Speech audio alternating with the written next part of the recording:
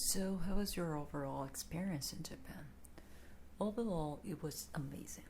For lots of people to think about Japan hosting the Olympics, it was just going to be the most incredible event imaginable. And I think that's why going in, when we knew about what COVID's gonna do to these Olympic Games, we were a bit worried. Maybe it wasn't gonna be the full experience what the Tokyo Games would have been, a celebration of an amazing country with such a deep and long culture. It was kind of going to be cut short or cut off somehow, and in the end, I'm afraid in many ways that was the case. But it felt to us like the Japanese were making the best of it, and it was still very special to be there. Were you concerned about yourself, coming into Japan where COVID cases were rising?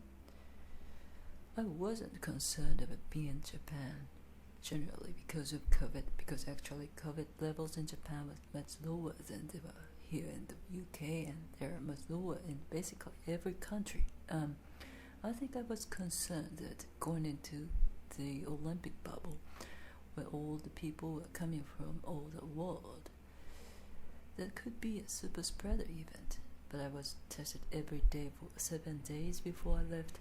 I was put into quarantine in Tokyo. I had to spend 3 days in quarantine where I was tested every day, and then after that I was tested every 4 days.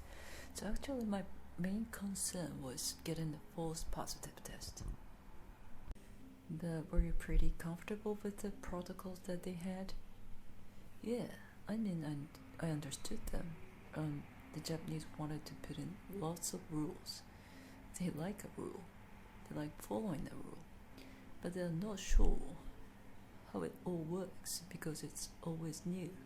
So it's like everyone was trying to work out the system, but no one really knew what it was. And all the Tokyo 2020 officials wanted to abide by the rules, but they didn't really know what we were. So everyone was trying to help each other out. Well, amongst the foreign correspondents, were you able to communicate? No. We tried very hard to stay away from other news teams. Even within our own group, there were 3 correspondents for ABC because if we spent too much time together, if we both went down with COVID, then ABC would no longer have an operation